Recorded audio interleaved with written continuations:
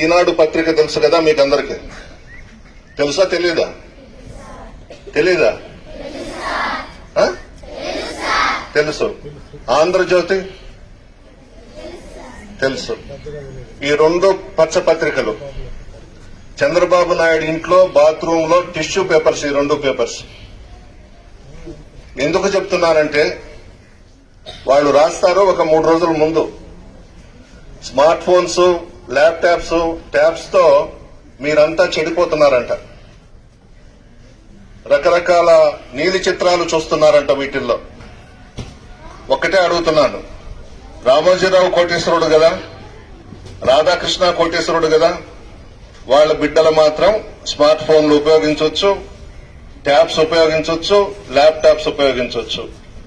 చంద్రబాబు నాయుడు మనవాళ్లు కూడా ఉపయోగించవచ్చు. ఆయన దత్తపుత్రుడు పవన్ కళ్యాణ్ 4 పెళ్లిళ్లు చేసుకుని బిడ్డలను కానీ వాళ్లు ఉపయోగించుకోవచ్చు. పేదింటి బిడ్డలు మాత్రం స్మార్ట్ ఫోన్స్ గాని, ల్యాప్టాప్స్ గాని, ట్యాబ్స్ గాని వాడకూడదు. ఎందుకంత కడుపు మంట మీకు? 21వ తేదీ జగన్మోహన్ రెడ్డి గారి పుట్టినరోజున ఈ ట్యాబ్స్ ఇవ్వబోతున్నారని తెలిసి పనికి మాలిన రాతలన్నీ రాశారు.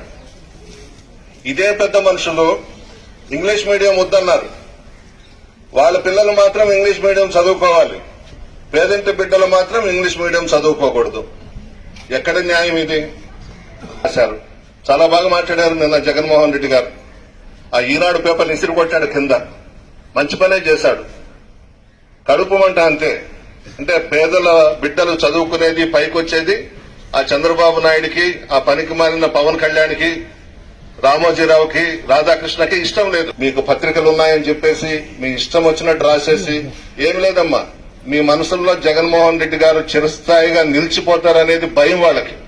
చంద్రబాబు నాయుడికి, పవన్ కళ్యాణ్కి, ఈనాడుకి, ఆంధ్రజ్యోతి పిచ్చి రాత్రంతా రాశారు 2 రోజుల ముందు. రాసుకునేవాళ్ళు. కానీ ప్రజల మనసుల్లో నుంచి, పసిబిడ్డల మనసుల్లో నుంచి జగన్మోహన్ రెడ్డిని తొడపలేరు కదా, కదిలించలేరు కదా.